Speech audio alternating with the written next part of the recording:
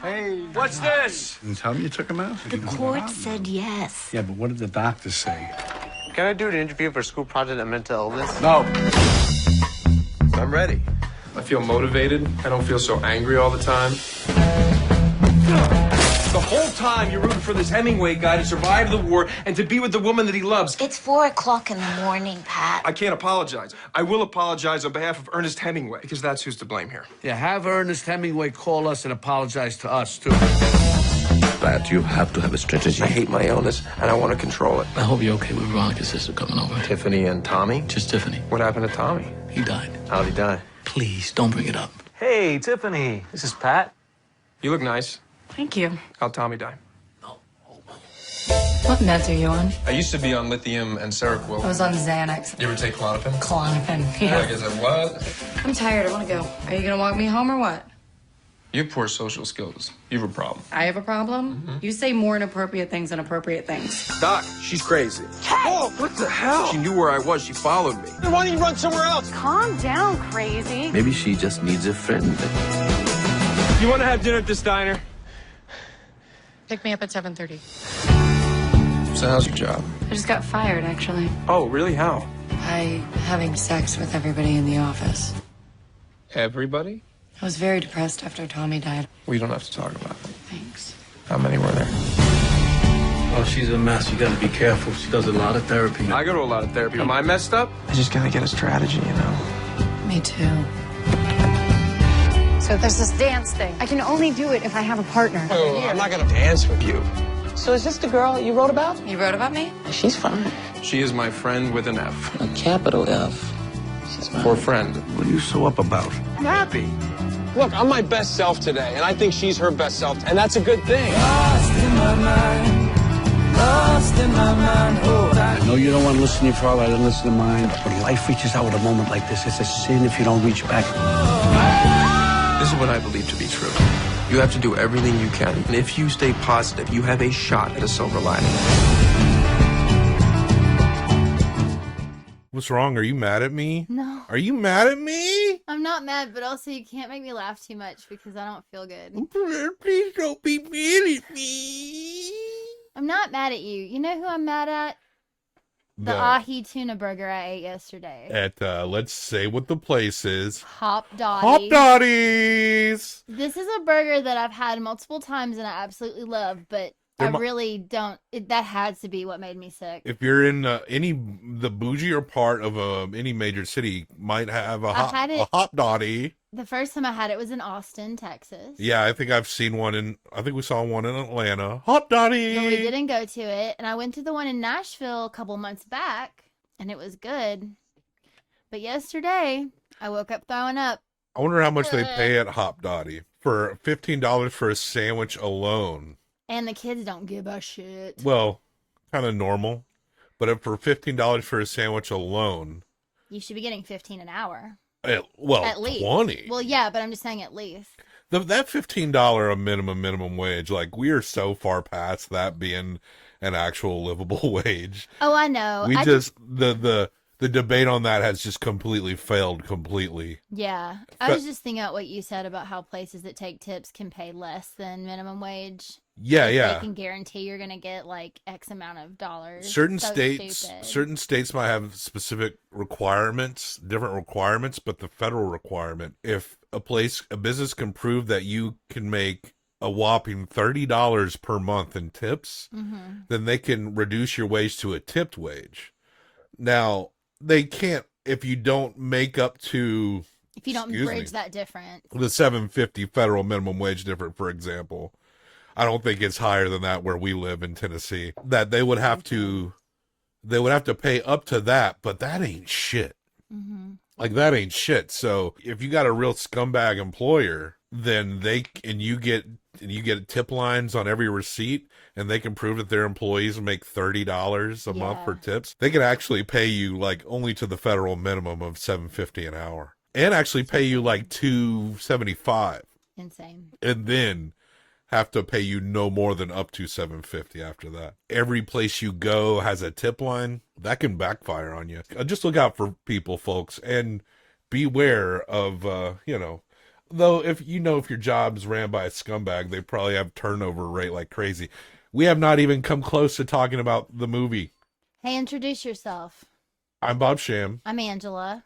This is Movie Humpers. The sounds you hear might be dogs. At least once a month, we discuss a movie where you draw a topic from a hat, and the last time you did it, you pulled the weird romance category, and we randomly generated a number from that list I made, and we landed on Silver Linings Playbook by David O. Russell. Yeah. The strange romance category is also like a partial category for next month, which is exciting. So it's almost like a preview for next month.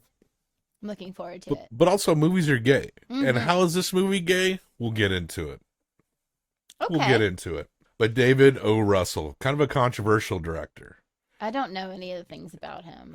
Apparently, there are like people like Amy Adams and George Clooney have reportedly refused to work with him again. George Clooney, David O. Russell did Three Kings back in the late 90s. It was a good movie. He actually is kind of good. He writes the screenplays for a lot of his movies, and he's pretty good at it. Yeah. And like this movie is pretty well written. Yeah, it is. I would say so. It's based on a book, but he did the screenplay. Yeah. And so when they were making Three Kings, I think George Clooney got mad at him for how he treated people. And I remember when I mentioned David O. Russell, and they almost came to blows. Like, I think Clooney said that O. Russell headbutted him. Oh my God. Bradley Cooper and Jennifer Lawrence have been in 3 David O. Russell movies. This was the one we're talking about. It's their first one. Did they do Hustle? And then they did American Hustle, which is what Amy Adams was in. She did not have a good experience. And they did a movie called Joy about the lady who invented that mop or whatever. Oh, yeah. And Amy Adams said that O. Russell was particularly hard on her. And Christian Bale had to kind of step in and be like chill the fuck out. Ooh, and sometimes Christian Bale has an attitude. When Christian Bale Christian Bale is like, you're taking it too far, dude. Like, you know they're taking it too far. If Christian Bale needs you to chill out, then how bad are you, right? And of course, I brought up last time when we realized we were doing a David O. Russell movie about his argument with Lily Tomlin, and actually I posted it. I've been thinking about that one, and that one does upset me. But Lily Tomlin, in retrospect, doesn't really think it's a big deal. It kind of chalks it up to artistic passion. There was stress, but she stood up for herself. She told him to go fuck did. himself too. Well, so yeah. She was like, he didn't get anything over on her. You're fucking your movie, David. And he was like, and I posted that video. We'll post it again right now. Yeah. Fuck you. I'm just trying to fucking help you. Do you understand me? No, I'm being a fucking collaborator. I was trying to help you figure out the fucking picture. Hey, bitch, I'm not here to be fucking yelled at. I worked on this fucking thing for 3 fucking years, not to have some fucking cunt yell at me in front of the fucking crew when I'm trying to fucking help you, bitch. Figure it out yourself. Well, I have to figure it out. Yeah, fuck yourself. And he's just calling her a cunt like over and over again. It's actually kind of funny, but when I revisited it, it was more David O. Russell being the douche and Lily Tomlin just being like, yeah, you're a fucking asshole. I mean, how many assholes has she legitimately probably worked with in her very long career? I mean, like, especially back in the day. Like, she's making movies in the 70s. Are you kidding? People were probably grabbing every part of her, like, saying all kinds of shit to her. No like, doubt. she can fucking take it. No doubt. But also, like, have some goddamn respect to David O. Russell. It's Lily Tomlin. But Lily Tomlin holds no hard feelings. She Good. felt like it was a struggle for art. So, and that's how it is. And like you said, she's probably seen way worse and been called way worse. She probably just thought he was a little boy being a crybaby. Yeah, he is. I mean, I think we've come to the conclusion that he is at the very least a dick. Another dick had his fingers in this movie too. This is I don't like the way I said that.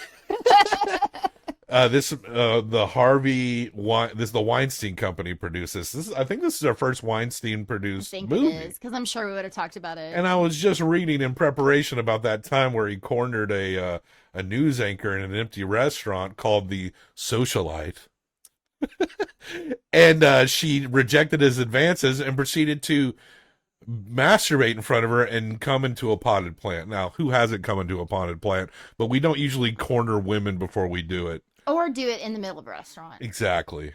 And after this story came out, the owner of the restaurant was like, yeah, I recall that happening. I mean, and this was a news anchor. This is someone who's on a news show who talks on TV. That's just how... Well, he thought he was untouchable. He's going to spend the rest of his life in prison now. I mean, he's a convicted rapist. And that's like, what I just talked about is the mildest case I know. of what that guy those were did. His, that's a quaint story. Louis C.K. did. Yeah, that's his Louis C.K. mode. He went way harder than that. I want to talk a little bit more about David O. Russell. Oh, yes, okay. About something that you're probably not going to like, but it is kind of weirdly vague. Okay. In that one of the more serious accusations of David O. Russell was in 2011, where his niece, transgender niece, had said that he touched her breast while they were working out together. And David O. Russell, when was confronted about this, didn't say, no, that didn't happen. He said she was coming on to me and we were talking about her transitioning and her hormones and how it's changing her body. And yeah, but I did touch her, but she gave me permission. She didn't say no. How old was she? Was she 18?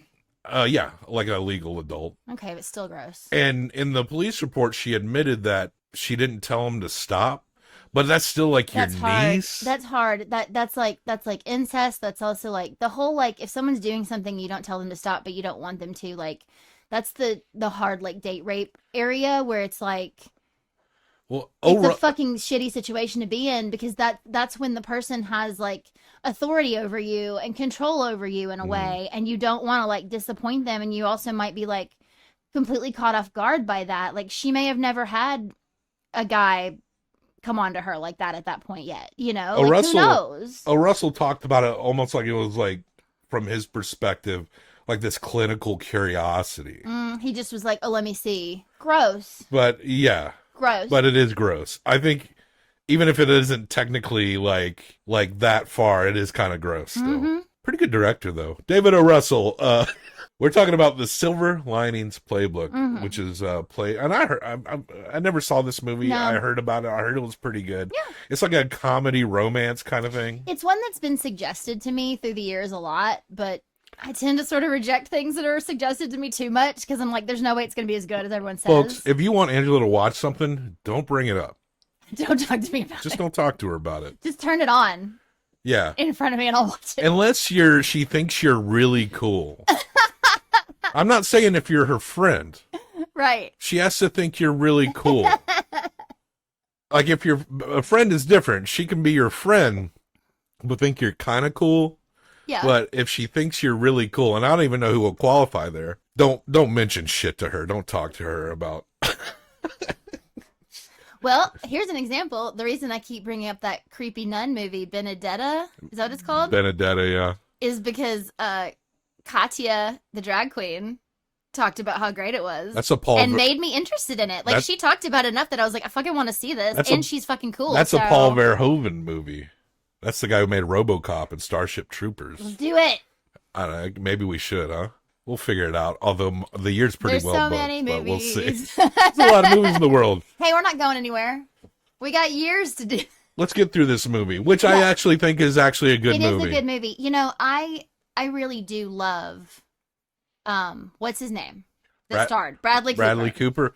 Hey, excellent. This is the best Bradley Cooper. This was the best thing he's done. I loved him in this. I think reading the plot of this movie, it's like this guy pines for his ex-wife. He's got mental problems, and he's trying to get his ex-wife back while Jennifer Lawrence is slowly trying to get him to come to her. When I read the plot, I'm like, Jennifer Lawrence is right there. What's the problem? And she looks good in this movie. Yeah, she does. But when I watched the movie, I was convinced, Bradley Cooper convinced me, oh, I get it. He's completely fucked in the head. This is why. And he's obsessed with his ex-wife and to the point where he can't actually see her standing in front of him. And also, I loved that Jennifer Lawrence was kind of playing not to type in this. She was a little dirtier. She was a little, like, slutty. She was maybe, or she said she had been in the past. I feel like, please don't take this weird. I feel like I've known people like her. Yeah.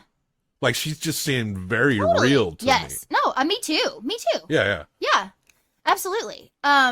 You know, I'm not saying I was in that office or anything. That's not what I'm saying. Yeah, she did sleep with everybody at the office. I mean, I That's know what you she didn't, told so us why that. would I think that? Okay. Look, I didn't know. I haven't been with you my whole adult life, just most of it. I think you've been with me as long as she's been of legal age. Yeah, I'm not literally talking about. Oh, Jennifer you're saying Lawrence. you fucked girls like her. Look, That's what you're trying to get to me. Look, That's I what you're haven't- trying to get me to sink in. I haven't knocked down that many in my life. I'm not going to sit here in front, but young It's men, cool. young men, you know. Why wouldn't you? She's hot. That type is really hot, but it feels unstable most often. I know it's. But that's why they're so perfect for each other. Yeah. Is because he is like the one guy who's not trying to get in her pants. She offers to fuck him the first night they hang out, and he doesn't want to. It's like let's talk about why he's in his position. Yes. So he was married to this woman. They'd been married for a while, and he tells us later that he had started having some delusion. So he'd been like making up things and whatever. And she apparently had turned to this other teacher that she taught at the high school with, where he was also a sub. So he knew this guy. And he comes home early from work one day. And the Stevie Wonder song "My Sherry Amore" is which playing. is their wedding song. Yeah. Okay, also, that's fucked up.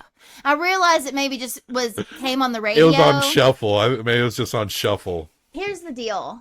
This scene, it's so interesting to me to be so divorced from what I'm about to say, but we've talked about this before. Like, I walked in on someone I was in a relationship with in the shower with another person. Oh yeah, that's right. So you were This like, oh exact shit. thing happened to me. And so when he did it, he started beating the shit out of the guy. Which is kind of like makes Totally understandable. Well, it's not just that. The flashback scene we get, he's walking up to her and he says, and he sees like, He thinks she's in the shower alone and he might get in with her. well, the guy says to him, I think you better leave. Except, do you know who said that to me? The guy I was dating. Wow. He said, you need to go. Really? Yeah. And I fucking blacked out. Like, I don't remember getting out to the car. Like, that kind of thing, like, flips your world upside down. If you're not looking for absolutely. that. And like I said, now, like, listen, I don't fucking care. I'm so glad that happened because that relationship ended and set me up to meet you, who is my everything. Pretty so good. I'm pretty fuck good. him. But also, like, that was crazy to watch. To be like, oh, I totally know what this feels like. And listen, I'm not the most stable person in the entire world. And so it fucked me up too. I didn't beat up anybody. In retrospect, I wished I had. So I wish I'd picked up something and started beating them both. Like, that was kind of like a small regret at the time that I had. Bradley Cooper beats the shit, and that's like the most understandable thing. Yeah. If you're going to play this game, Yeah. and you're going to go into someone's home, like Get a they're fucking hotel. They're, Why they're- are you doing this? If you want to, there's certain risks you take in life where you should say to yourself, I could get my ass beat, and I have it coming. There are just some moments in life where if you set yourself up to get that ass beat, then you just need to throw down or run the fuck away and never come near this situation again. Because if you're going to play like that, you have to expect Yeah. to throw down. I believe in this movie situation and my real life situation, they wanted to be caught. You don't do shit like that without wanting to be caught. Maybe you somehow think it's like hot to be like taking a risk, but also like, you know, you're going to get found out. You cannot be that reckless and not get found out. But what's great is that we found out later that the relationship between your ex and the wife is kind of in the shits, and he beat his kid. He beats his kid. He was a bad He's a dude. child beater. He tried to murder his child, actually. Tried to suffocate his kid. Yeah, literally tried to strangle He's his a own terrible child. person. So you dodged a major bullet I dodged there. a huge bullet. Bradley Cooper's parents Yes. are Robert De Niro and Jackie Weaver, and they're great. They're so good. Robert De Niro is so good in this. So that happens, and the way we see this opening up is Bradley Cooper he's been in 8 months in this like mental health facility. Post beating up this guy, they determined that he not only like had this moment of rage, but he has mental health issues. So they, instead of putting him in prison or jail, they put him in this mental health Yeah, he's hospital. bipolar. Yeah. Untreated, and now so he's coming back, and He was he's undiagnosed. He's living with his family, and he's got this friend named Chris Tucker who he always tries to get to come out. And there's a few times His name's where not Chris Tucker. He is Chris Tucker, and he's so good in this. I liked him maybe the most in this that I've ever liked him. he felt very normal, Yeah. even though he's crazy. But he would keep showing up, and then it would be revealed like, no, you weren't supposed to leave the hospital. He's getting out somehow. Like he hitches a ride with the mom when she comes to pick up Bradley Cooper, and It's a funny little detail. it's cute. But his dad is a bookie. He has like a cheesesteak. They're in Philly, and he has a cheesesteak He restaurant. wants to open it. He hasn't opened it yet. It's he's a got all cover. this money, but he's got all this money saved up. It is a cover. It's just a cover because he's a bookie, and that's how he makes all the money in the house. But he just runs money. Yeah, but the whole thing Gambling at on the end games. is that if he loses the big bet at the end, he also can't build the restaurant, so he's fucked Yeah. entirely. Like he doesn't have it yet. So Pat, Yeah, the Pat. dad's name is Pat, and Bradley Cooper's name is Pat. Patricio. It's interesting how, because he has, in weird ways, he's gotten something out of the therapy, but he's also not medicating himself. And this is why it feels so genuine how crazy he was. He attempts to be everyone else's therapist, like they're psychoanalyzing. And sometimes he actually says things that are real and that people might need to say. He's very blunt, but he's also literally crazier than everyone else because he thinks his marriage is still valid. And that she's just waiting for him to get his shit together. They say throughout the movie, like, you've lost so much weight. So you could tell he was probably like a fat guy before that. And then he's trimmed up since he's gone into the mental health facility. Did you notice they made a point to not really like let us see his body until the end? Like when he went out to dance, like he was always in like sweatshirts and like he would wear this like bag over the sweatshirt. Yeah, I don't know. It was interesting. He was like your typical Philly sports fans wearing like baggy sweatshirts and Eagles jerseys and shit. So he goes to a friend's house and he's got it in his head that he's going to get back with his ex-wife. And these people know his ex-wife, so he's like, I need to go and make a good impression. And the dialogue, we can't get into the weeds of everything, but the dialogue here and the way he interacts with his friends is actually it's a very well written movie.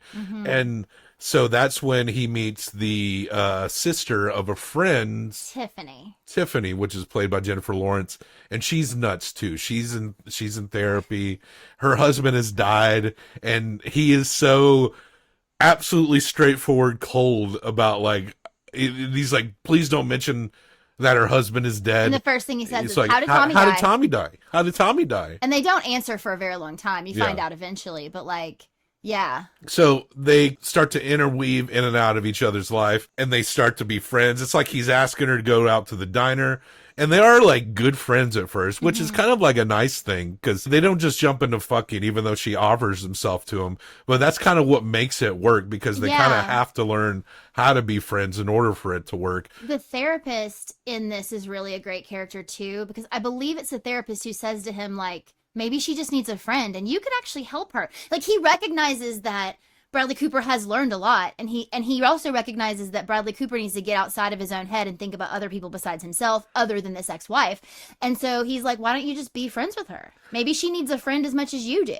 It's interesting though, because like his mental hang up on his wife kind of does foster this relationship in a positive way. Yeah. Because the mental hang up with his wife is probably what keeps him from sleeping with her when they first meet. Absolutely. And it's a big deal because her husband died. Like, there was a story about where I guess they had a pretty sexless marriage at the end, and he went to go get some lingerie, and when he was coming home, he helped someone change a tire. He's just like a good guy. And he got hit by a car. Like, her husband wasn't a dick. He was just a nice guy. He was a cop. Okay, well then There's there's limits there then. Yeah. Well, and so the whole thing, so she's dealing with all of that, and the whole thing becomes, he knows that she knows his ex-wife, and he's like, you're crazy too. You'll sneak her a letter for me. And she says, I'm only going to do that if you do something for me. And we find out that she has for years been wanting to enter this dance competition that her husband would never do with her. And she says, okay, fine. If you learn this dance and you dance with me, I will take the letter to your ex-wife. Because that is an illegal thing you're asking me to do. Right. But I will do it. And there's a restraining order. Yeah, he has a restraining order against the school, against the ex-wife, all of it. So, but she dealt with her trauma over the years by being very hypersexual. And so when he turns her down because he's trying to be right by his ex-wife, it kind of is a good thing in that moment because she defines the parameters of the whole relationship in a different way. Yeah. And you know that he's also drawn to her naturally. Yeah. Because whether he refuses to see it or not, he is kind of dating her. There is a very, like, honestly, it was a pretty hot scene in the diner.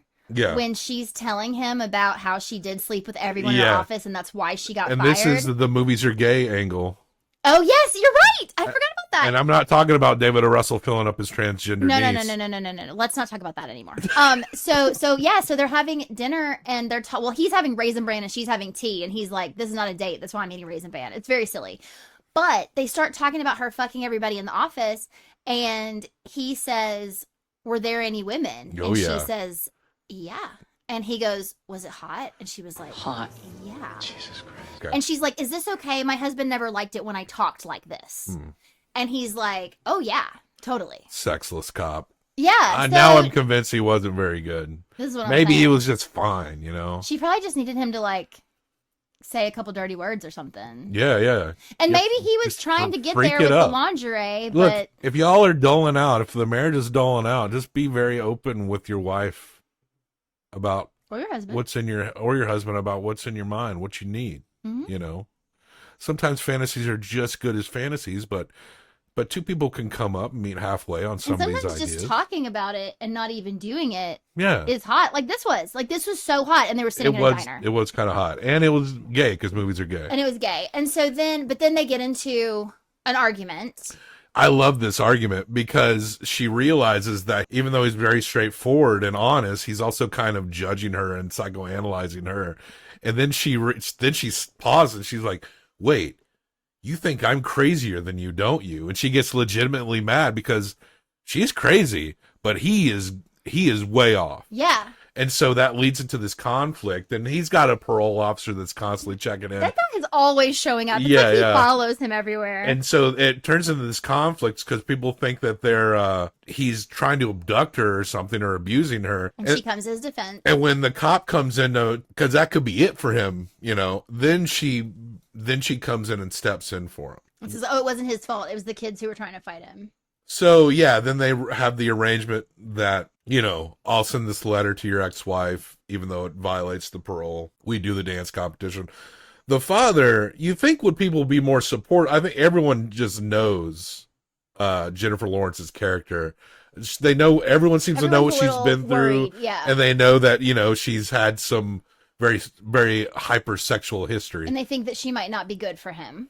Which I feel like is weird because, like, at least, you know, maybe she's crazy, but it's like he's so hung up on his ex-wife. If we could at least get past that, there's something positive here. Yeah. But the father thinks she's bad luck that because he's not getting his bets on the We got to Eagles talk games. about the father for a second. The father also is mentally ill. Yeah, he's obsessive compulsive at least. He's obsessive compulsive, but he focuses it all on the Eagles. Mm-hmm. And I feel like this is so much more common than people ever talk about, where you'll have people will have like one particular obsession that they like put it all into. And it's to the point where he's like, I have to have my handkerchief. The remotes have to be over here. Like the remotes were once on the radiator when it did well. So now the remotes have to be on the radiator. And like his friend has to be there to watch with him. And now that his son's back, his son has to watch with him because this is important. Like they're only going to win if the son is with him. But it's also the way that he's kind of trying to spend time with his son again. And he's also can't go to the games physically because he used to get in fights every single time and beat the shit out of people. He got banned from the Eagles from the stadium. Yeah, which is very funny. He also has and so there's actually one point that I thought was really interesting where Bradley Cooper is yelling at the psychiatrist and he's like, I am not like my dad. He did this all the time. I had one violent situation, although he's yelling. Yeah. And he's just like throwing some stuff around in the lobby. Like he does have violent outbursts. Yeah. But he doesn't want to admit that he's like his dad. But there's this interesting thing where I do feel like he can now see those things in his dad that he couldn't see before because of the therapy he has gotten. There is a very emotional theme, an emotional scene after an incident occurs and Bradley Cooper's laying in bed and he comes and talks to his son and he admits that his brother is a lot more successful and he kind of admits he put a lot more faith in his brother. Spent all the time with his than brother. he did with him. And this movie does feel like he's trying to start making up for that. Like we get that he's just starting to work this out. Yeah. And it's a very emotional scene and he's very, this is kind of one of Robert De Niro's best modern roles. Yes, I agree. Like I think it's even better than maybe like The Irishman or something like that. Like it really is, as far as like the modern De Niro we're getting, like post 2010, like this is a really good one. It is really good. He's Robert De Niro. And he's so believable. I mean, there are some movies where it's like, I'll get this check. No, I know, but when I'll he just really get is in this it, and you could tell that he was really in this. He's going to be in Killers of the Flower Moon, I believe. Oh, really? So I think that'll probably come out this fall. I still need to finish that book. Scorsese. I've read that book. I've read the first half of it. Wow, so good. Listen, I'm trying to work on my reading. The other thing is, you know, we've talked about like Chris Tucker keeps coming in and out and in and out. And there is also like some sweet moments where like he ends up at the house and he's there during the game. And the dad is like, he's here. Look, we're winning. He's here. It's your friend that's making us win. And he goes, I thought I was the one that you needed to win. And he goes, well, he's here because of you. So it's like you're here when he's here. So it's this whole thing where he is just trying to connect with him like so hard that he's like also like, look, your friend is here. Come sit with me and your friend. Like he is really trying to reach out to him so hard. And it is very sweet. And they arranged to go to an Eagles game for his dad. Yes. But he has a dance rehearsal with, what is her fucking name? Tiffany. And he's trying to negotiate this. She doesn't want to talk about sports at all. And he's trying to negotiate this. But so they have it where they can split the time, but he goes to the game and his therapist is there. He's also a huge Eagles fan. Yeah. And he's with all the, and he's Indian. Yeah, so and he has a group of Indian folks with him. Yeah, like a whole bus of Asian football fans. Yeah. And somebody says something racist to that group of men, so Pat and his buddies stand up for his therapist because Pat's trying not to. And yeah, they're trying to keep Pat out of it. He's like, I won't do it, I won't do it. But he's watching his brother and his And friends brother. getting this brawl. You can't not be in it, so he doesn't get to go into the game. The Eagles lose that game, and he probably gets held in the cell for a little bit. And when he finally comes home, I think it helped that his therapist was there and he was defending his therapist. yeah. And when they all come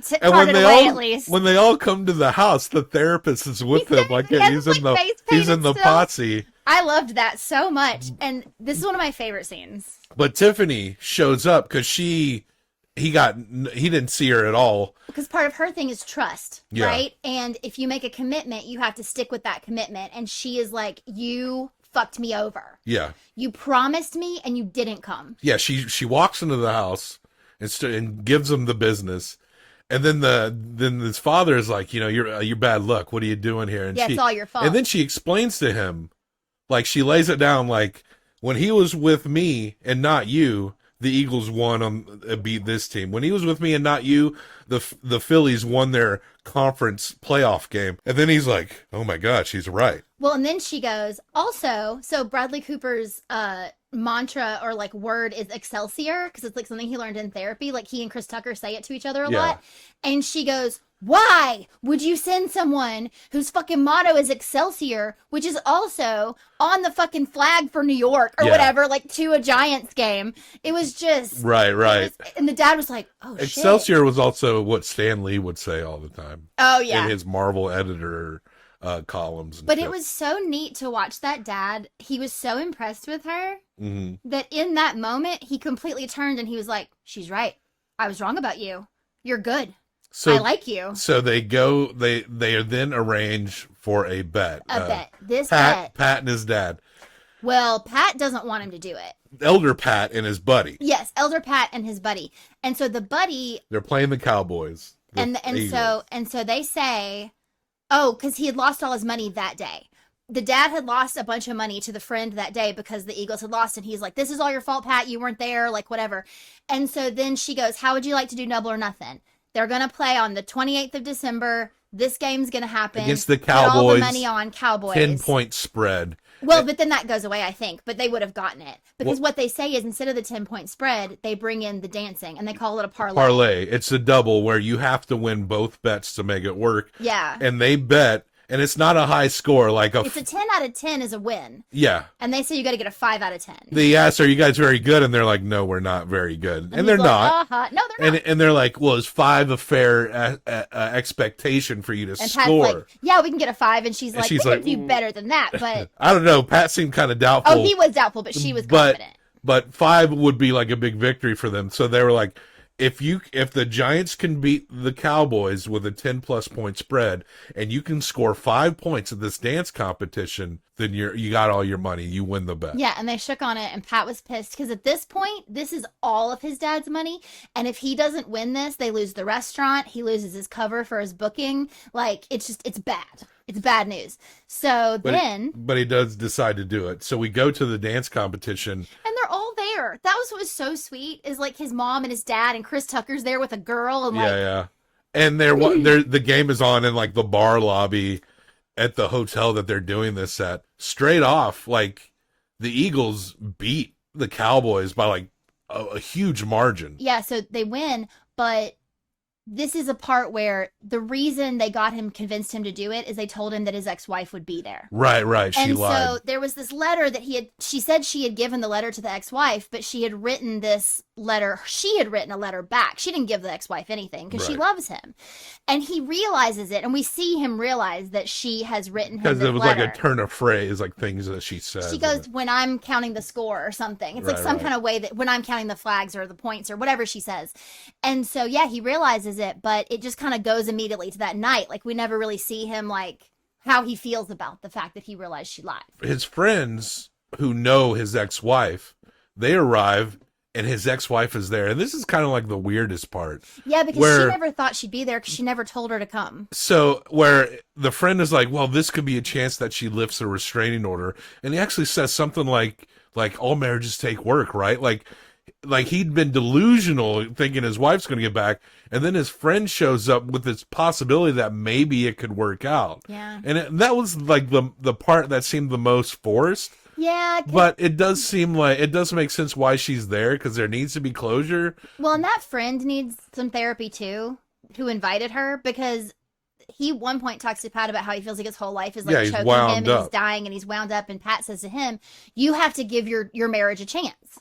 Like, I know y'all used to love each other. Like, you can get back there. You have a baby. Like, figure it the fuck out. But all that man seemed to have heard from that was, oh, marriages can work out. So I need to make Pat's marriage work so mine will, or some bullshit. You know, like, there was some layers there that were not necessary. So Tiffany sees that Pat's ex-wife is there, and she's just like, it's over. I'm just going to go drink at the bar. This scuzzy lawyer guy's like buttering her up because she's going back into her old mode. And Pat knows that his ex-wife is there, but he's still focused on the competition. He's pulling her onto the stage at the last minute when they call her up, and these dancers are like, they're doing the tango. They're like, I mean, this is like a real deal. Dancing with the Stars, I think they say at one point. And so they get up and they have like this multi-song montage that's not like the most refined, but it's very creative. Manic, but it's really cool. But it's really creative and really entertaining. And then they had been practicing this thing where she like jumps up on him and they fuck it up. And she does it and it's not very good, but like he does manage and to all her family's like cheering. Hold like her up. Yeah, his family. So they have a very personable connection on, like they start that they're having fun. Pat's dad, Pat Sr., kind of sees their spark. He sees their connection. Yeah. And so after the dance is over, they score a 5 so the dad doesn't lose. Yeah, his they and just barely get. And the announcer in the mic is like, "Why are they so excited about a 5?" Yeah. But they were like, "Wait!" So they had this big victory, and she runs. And when she sees, she sees Pat walk over to his ex-wife. He whispers something into her ear, and then she runs because she thinks it's all done. And then his dad pulls it. He's like, "Look, this is a good. You gotta grab onto these moments when you got them. Don't, you're gonna regret It's actually a genuinely like sweet romantic scene." And Pat chases her down. He's like, "Look, I know it was you that wrote the letter." And she's like, "You knew I was lying to you for a week?" And he's like, "Yeah, I just thought it'd be romantic to wait." Yeah, and then he's like, and then he tells her he loves her, and she goes, like very fragilely, is like, "Okay." And then they kiss, and then that's the end of the movie. It's actually a really nice little love story. It's a really nice love story. Yeah. So that's Silver Linings Playbook. One of our movie roulette is what we call it when we pull categories out of a hat, and we're gonna hump Silver Linings Playbook. Hump it. We're gonna be a third in this weird relationship of crazy people. Yeah. Do you want to go first? If you want me to. Sure. I think it's a solid 4 movie. Mm. Pretty rock solid, well written. I think it's Yeah. I was thinking the same thing. So you're a 4 as well? Mm-hmm. Well, yeah, so that's an 8 out of 10. That's very good. But wait, we have sub rules, and they come up when we encounter them. You know how like Harry Dean Stanton makes things better. Will make his score go up 0.25%. This movie is very good, but it's a Weinstein production movie. And all I can think about is him jacking off in a potted plant. Harvey, thank you for killing whoever you had to kill to get me up here today. I had forgotten, but Thank you for reminding So me. that reduces the overall score by 0.25. Okay. So that drops it from an 8 to a 7.75. I've seen the list of Weinstein Company movies. There's no perfect one in there. 7.75. Yeah, 7.75. I do believe that is an A tier movie. The bottom of the A tiers. Okay. Right under. Rope. Nice. And honestly, it might beat Rope, Mm-hmm. but I'm sorry, the Weinstein clause reduced it by a quarter, you know? And there you have it, folks, right on the bottom there. Maybe technically better than Rope, but rules are the rules. The law is the law. And that's just how it is. All right. So we got a draw for Dun, dun, dun, our dun. next category. So, Angela, if you would, please. It may be a full month before we get to this, maybe longer, but let's do it. Exsanguinator. Exsanguinators, vampire-ass movies. Vampires. Vampires. I love it. Let me pull up the list. The Vampire on Film. Now I will go, let's see how many. I think I put so many. So there's 153 Wow. selections here. So I'm going to randomly generate a number. We're going to hit generate 2. It is Thomas Alfredson's, this movie's a modern classic, 2008 film, Let the Right One In. That's the good one that I love. The foreign one, the original that's one, the yes. good one. That's the good one. You haven't seen the remake. No. But this is The one. Yeah. This is one of my favorite ones. I've read this book. I love this movie. I'm so excited. Thomas Alfredson. It's been a long time. It has been a while, but we know this one's good. Let's see how well it holds up. I recall the cat scene very Muppet-like, but other than that, I'd rather it's pretty damn solid. I'd rather an animal scene be a little less realistic and know that they didn't use any actual animals. Well, there you go then. So yes, our next movie roulette review will be Let the Right One In, which we'll probably get to late summer, I think, or maybe around August. Live and Let Die, which is our randomly generated review movie, should happen in about 3 weeks, I'm guessing. So for more information, look at our show notes right below our videos and our podcast episodes for links as to where to find us. Death to all traitors. Death to all traitors.